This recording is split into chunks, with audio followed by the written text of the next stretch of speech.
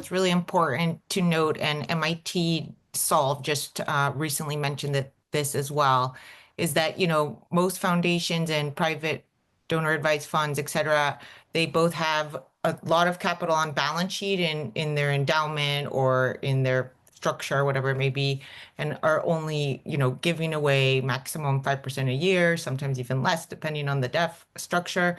And that money that is given away can be used in a financial instrument called a program-related investment, or it can be given away. In some ways, the foundation are not thinking, well, if I was going to give it away anyway, it really wasn't going to come back to me. And yet they're holding sometimes their concept of a program-related investment at a higher standard, I think, almost even than the grant, and kind of getting lost in the comparison to, well, a venture capitalist would have gotten a 10x in this period. We lost the money in this deal. Let's not do this again. And we do see that a lot. And I think it is partially a narrative issue, right? We're not comparing apples to apples. One bucket of capital is to take risk. Investing in startups is extremely risky. Only, I believe, 1 in 10 gets from seed to Series A, let alone all the way to exit. So you are in a space that is likely to lose in some of our deals and win in others. So I think, for one, understanding that the risk of early stage investing is high, but so is grant making. And instead of looking at it that way, think of you're filling a gap in the market, you're creating a space for innovation that couldn't have taken place otherwise.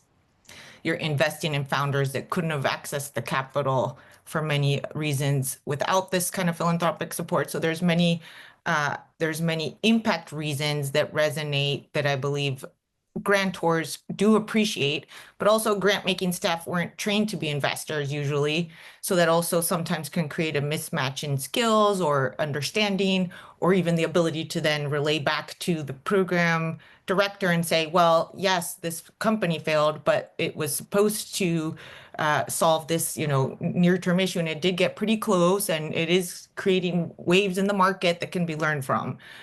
So I think there is, again, a problem of communicating value between stakeholders, which is something Lubeck is uniquely positioned to do, because we speak finance, we speak philanthropy, we speak business, and our team really together has a really tremendous depth in that capacity. And to be more specific as well on how foundations can do this using grant funding, we're seeing some innovative models from donor advised funds, both some of our clients who are using program-related investments to put down payments on commercial real estate for minorities. They are thinking of ways to play a critical role in the capital stack of housing, climate resilience. I think someone in the audience mentioned, revenue-based financing as a tool for overcoming for energy transition companies. Why is it an important tool? Because it allows a startup to, before paying down debt, start generating revenue. Some of these new industries in the impact space take years to commercialize. They're bumpy up and downs based on, market risks. And of course, in a risk-off environment, which we've been in the past 3 years in this inflationary, slowdown, we see a lot of people moving away from innovation because they're afraid. However, there are better financing models suitable for these long-term investments, some of which can be catalyzed by a foundation, but can also just be approaching the financial model with a different risk and return profile.